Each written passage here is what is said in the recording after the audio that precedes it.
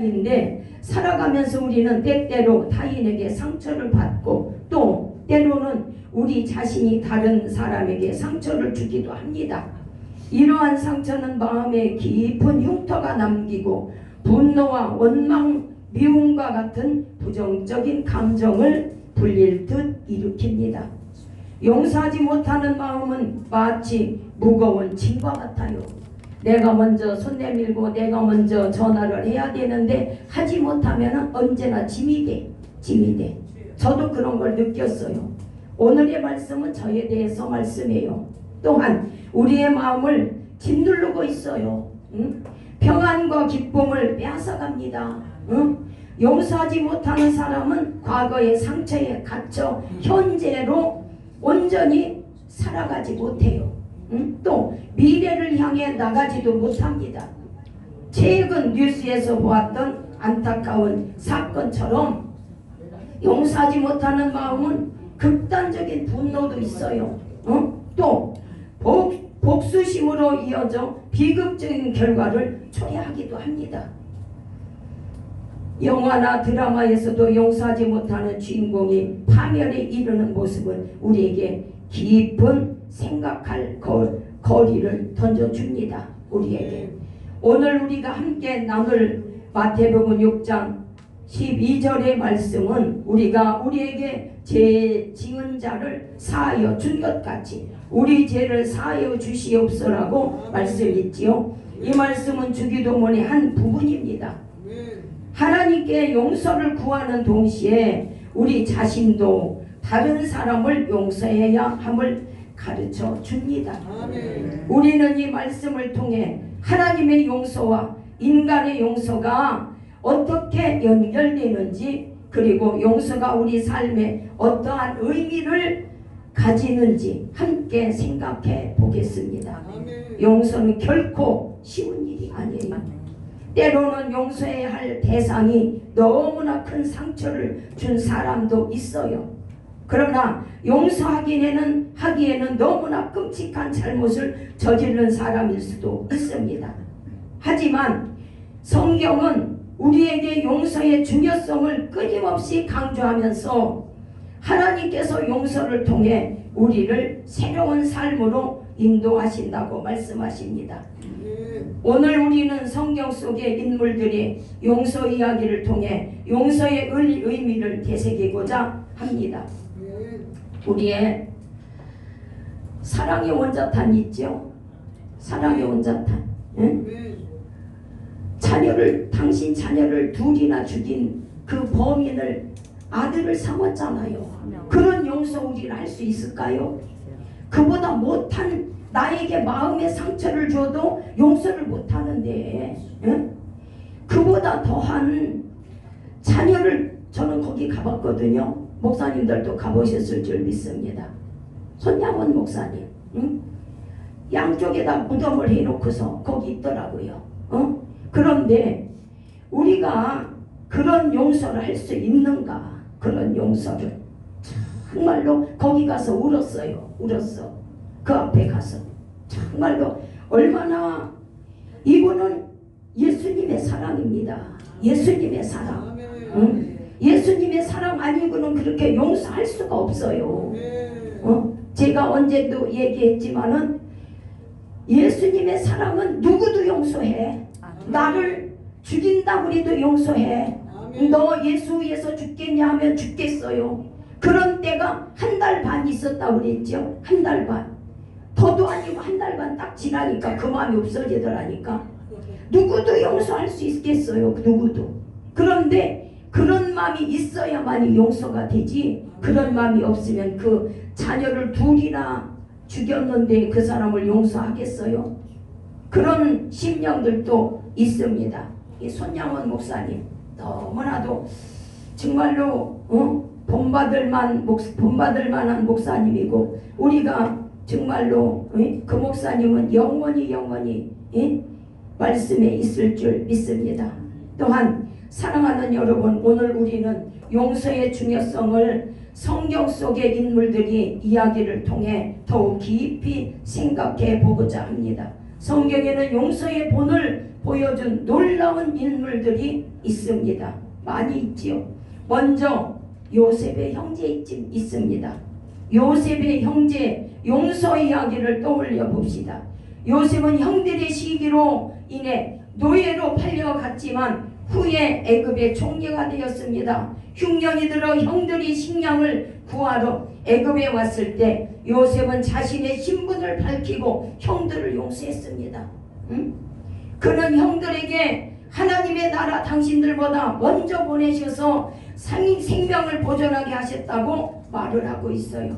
우리 용서할 수 있을까요? 나는 그게 자꾸 떠올라요. 아니 아주 그냥 옷을 싹 벗겨가지고 인신매매 상인한테 팔아가지고 그냥 보냈겠어요? 손을 묶어서 어디로 도망갈까봐 묶어서 나귀한테 같이 묶여서 갔을 거랍니다. 그렇게 해서 갔을 때 그 사람들을 나중에 형제들을 용서할 수 있는가? 옷도 안 입혀가지고 빨개 벗겨가지고 그렇게 갈 적이 얼마나 부끄럽겠어요. 얼마나 부끄럽겠어. 그랬는데도 나중에 용서를 했어요. 얼마나 기가 막힌 용서를 했는지 낱낱이 말씀은 안 드려도 목사님들 잘 아실 줄 믿습니다. 여기에 보면 개인적인 차원을 넘어 가족의 화해와 구원을 이루는 놀라운 결과를 가져왔습니다. 요셉이 그랬잖아요.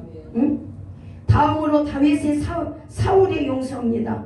이 이야기를 살펴보겠습니다. 다윗은 사울왕의 질투로 인해서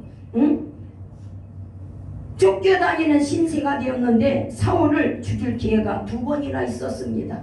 그럼에도 불구하고 다윗은 나는 내 손을 들어 여호와의 기름 부음 받은 내 주를 치지 아니하리라 이렇게 말씀하셨어요. 사울을 용서하고 다윗은 하나님의 주권과 기름 부음 받은 자에게 존중을 나타내면서 원수를 갚는 대신 용서를 택했어요. 용서. 이는 용서가 단순한 감정의 문제가 아니라 하나님의 뜻에 순종하는 믿음의 행위임을 보여줍니다. 마지막으로는 호세아의 고멜입니다. 호세아의 고멜 용서입니다. 그 이야기를 통해 하나님의 무조건적인 사랑을 깨닫게 됩니다. 선지자 호세아는 음란한 아내예요. 음란한 아내. 고멜을 사랑하고 다시 맞이하였습니다. 고멜은 호세아를 떠나 다른 남자와 동거했지만 호세아는 하나님의 명령에 따라서 고멜을 다시 사랑하였습니다. 돈 주고 사왔어요.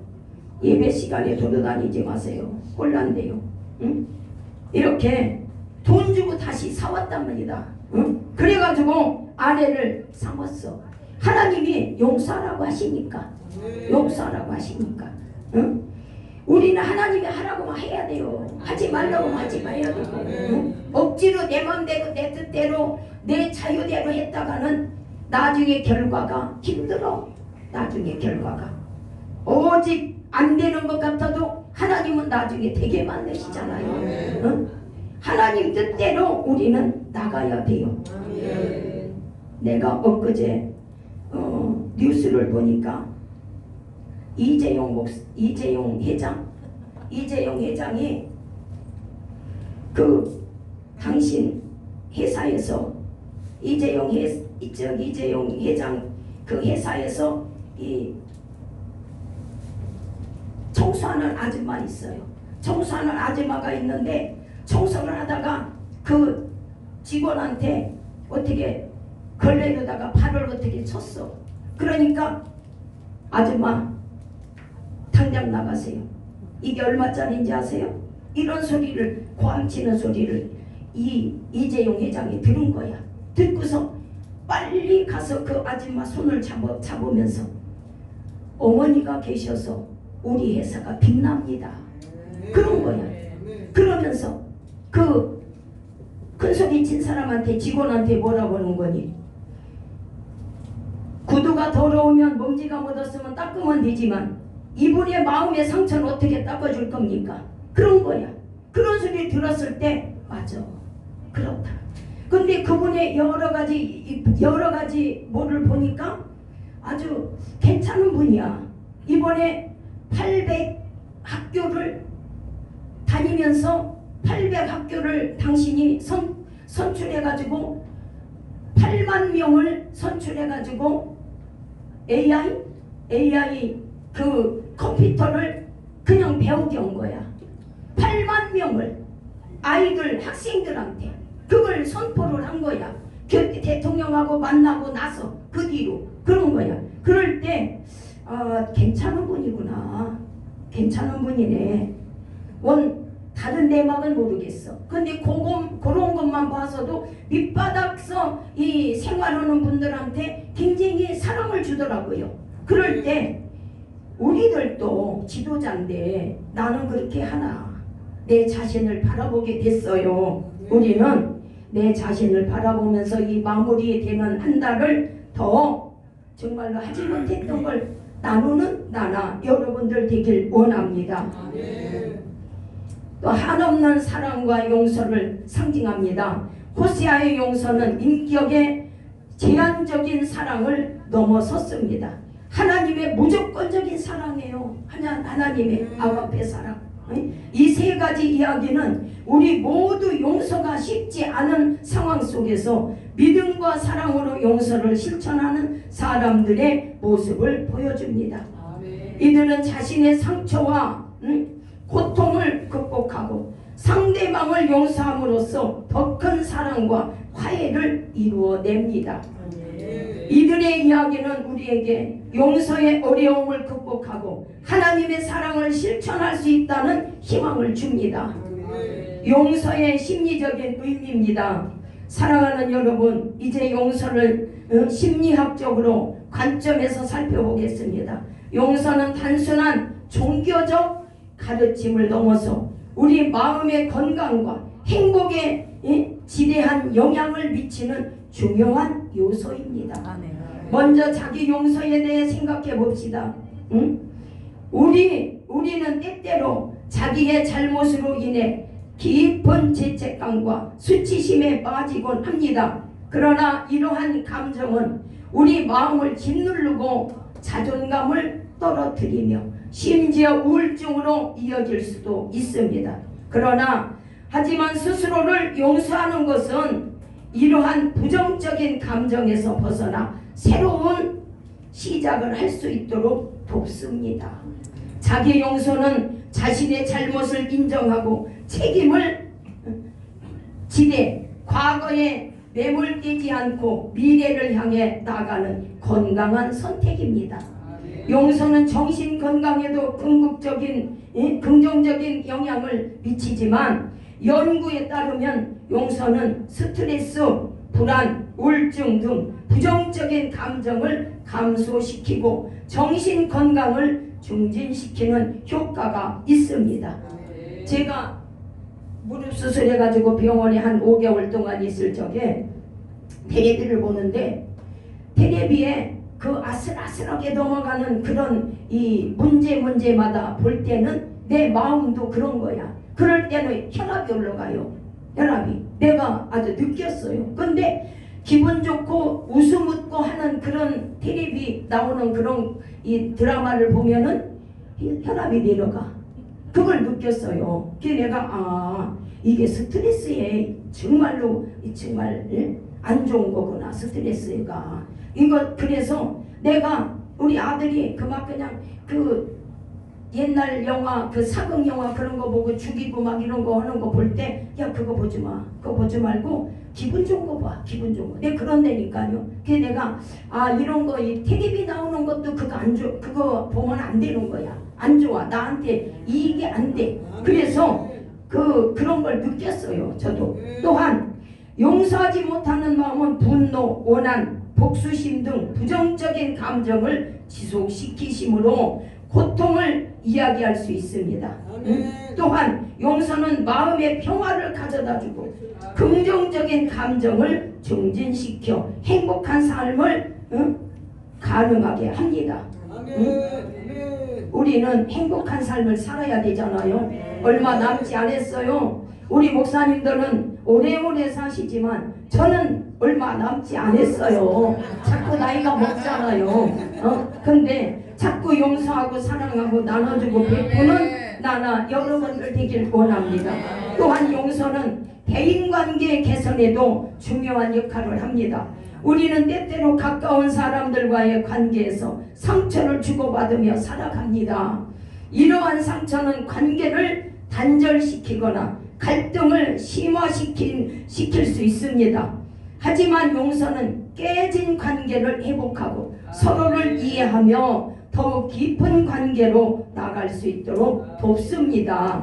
용서를 통해 우리는 서로를 존중하고 사랑하며 건강한 공동체를 만들어 갈 수 있습니다. 현대 심리학에서는 용서의 중요성을 인식하고 용서 치료를 개발했습니다.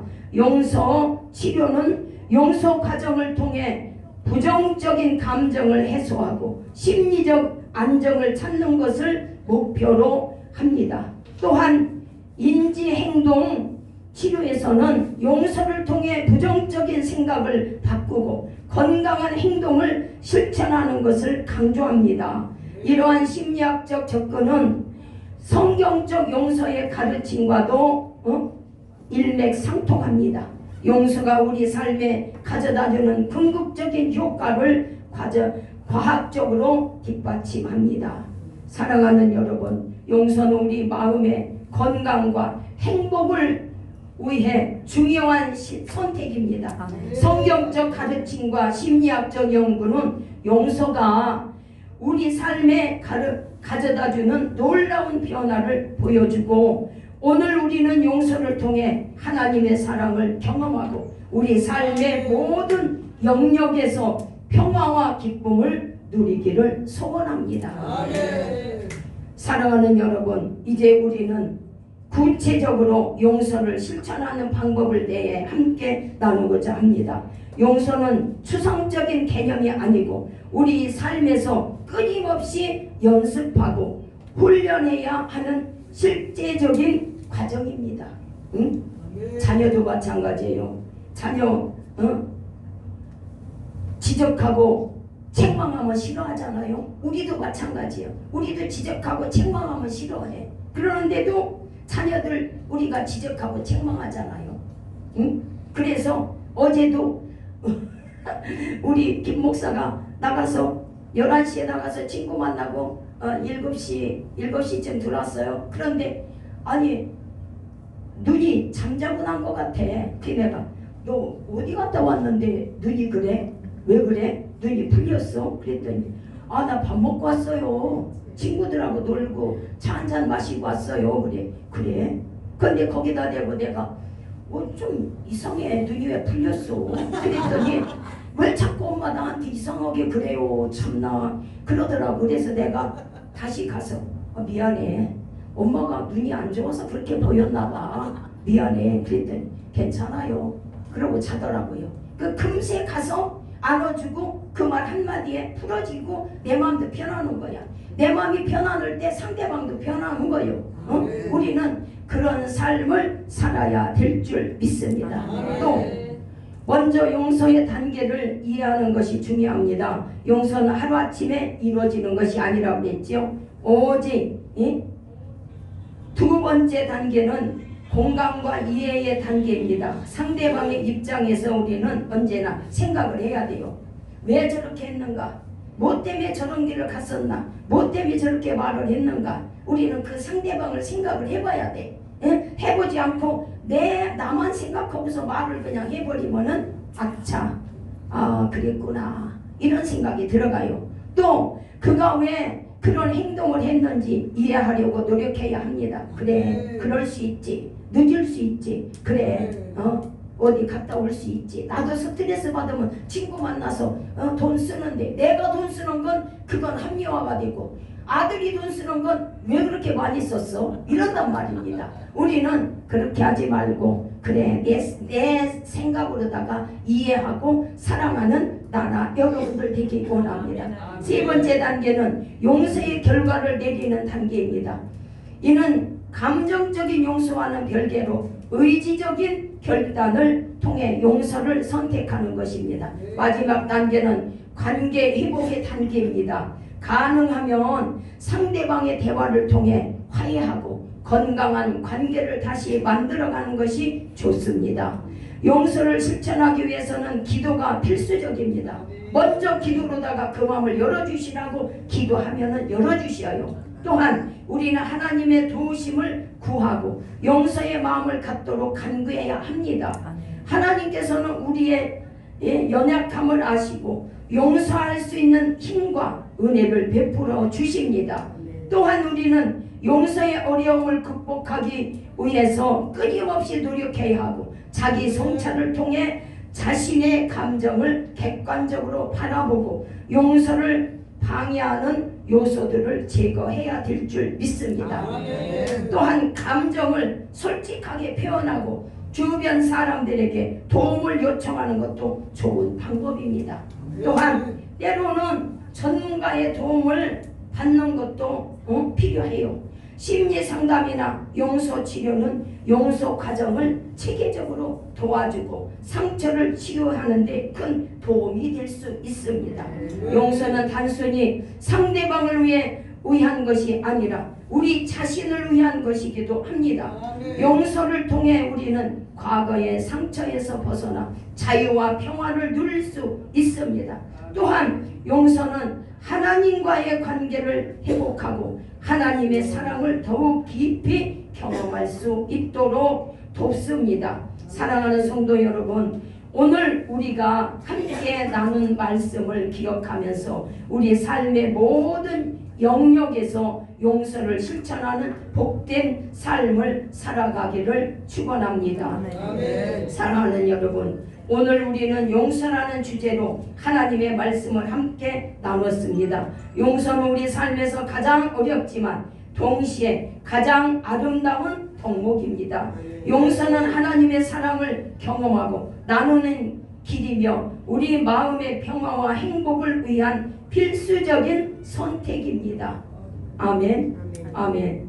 우리 아까 말씀드렸죠. 우리는 성경 속의 인물들이 용서 이야기를 통해 용서의 의미와 중요성을 되새겼습니다. 요셉의 형들의 죄를 용서하고 화해를 이루었으며 다윗은 원수를 갚는 대신 용서를 선택하고 호세아는 배신한 아내를 용서하고 다시 사랑했습니다.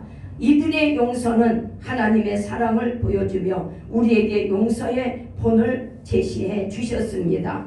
오늘 우리가 함께 나눈 마태복음 6장 12절의 말씀을 다시 한번 기억합니다. 우리가 우리에게 죄 지은 자를 사하여 준 것 같이 우리 죄를 사하여 주옵시고 이 말씀처럼 우리도 서로를 용서하고 사랑하며 살아갑시다. 용서를 통해 하나님의 사랑을 경험하고 우리 삶의 모든 영역에서 평화와 기쁨을 누리기를 축원합니다. 기도하겠습니다. 하나님